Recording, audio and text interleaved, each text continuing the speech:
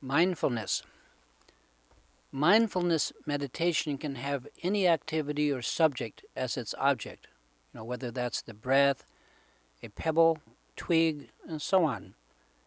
Many would-be meditators find learning mindfulness to be kind of boring or difficult.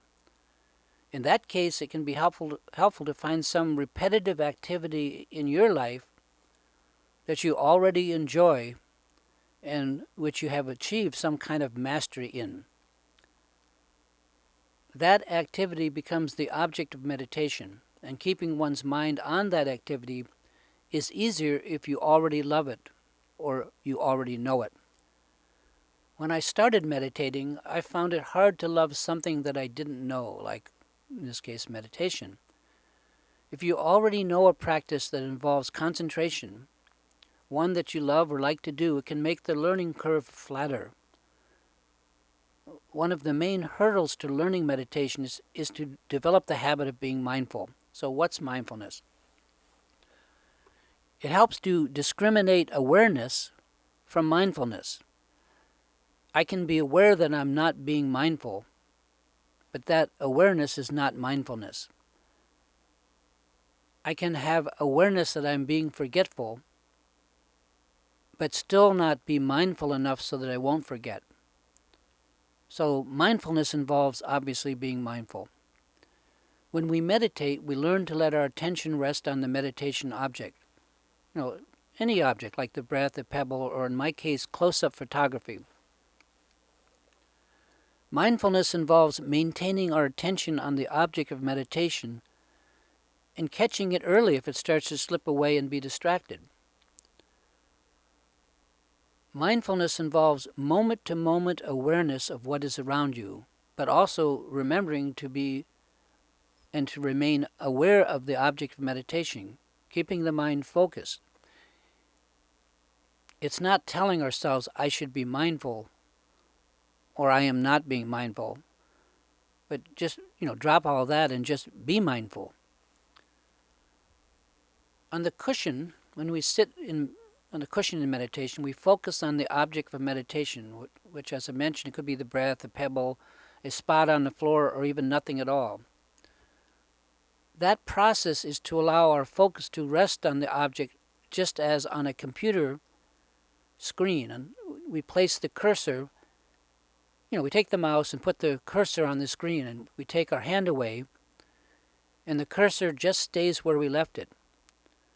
Meditation is like that, letting the cursor, your mental focus, rest on the object and having it stay where it's put.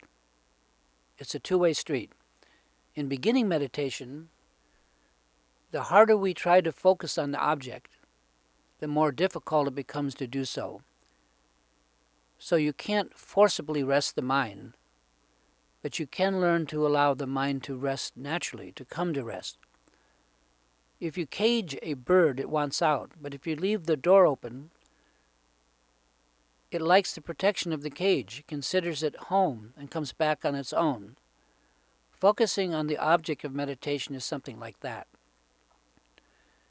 If my mind wanders and my focus drifts from the object, hopefully sooner or later I will become aware that I'm no longer concentrating on the object.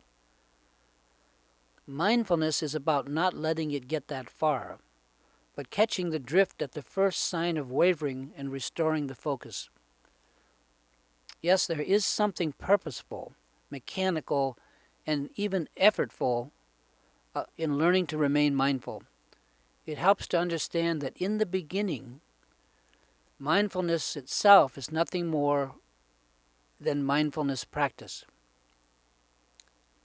It's useful in building a habit of being mindful. It's practice. Once a habit is established, the effort to become mindful no longer needs to be made because mindfulness has become automatic. But in the beginning, mindfulness takes effort and it can be tiring. So if you want to avoid some of the effort in learning to be mindful, Pick an object of meditation that you are totally interested in, and learning mindfulness will be no problem, or at least be a lot easier. When the mind wanders and we forget the object of meditation, and then we become aware of that fact, we simply note it and gently bring the mind back to rest and in focus on the object. We don't think about or mentally comment or castigate or beat up ourselves or anything else about the fact that we're distracted. That would just be a total waste of time. And as I like to say, that's adding insult to injury. Instead, we just let ourselves be aware of it. Building this habit of mindfulness is an important part of meditation. If we are absolutely mindful and relaxing in it, we are in the present moment, the proverbial being here now. Learning to stabilize our concentration through mindfulness is the basis for meditation, but it's not the goal. Awareness is the goal. And awareness is not only static, like you would turn on a light bulb. As we progress in meditation, we find that awareness is also recursive, incendiary, and brilliant.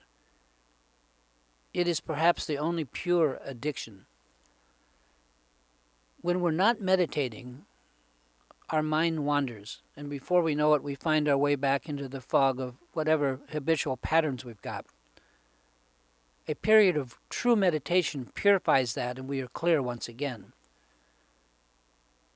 Meditation is the only natural high that I know of, and after a while it's the only thing I crave that will satisfy. Awareness is the cure for samsara, the sufferings of this world. Buddha proved that. My message here is that learning to meditate properly is the first step to the future, perhaps the most important activity we can undertake. In this world, there are few sure things. Learning to meditate properly is the single most valuable key to this life that I've found. If it were not true, I would not go on and on about it as I do. Meditation took me a very, very long time to learn. It didn't have to be that way. I could have learned to meditate a lot earlier in life with just a little help.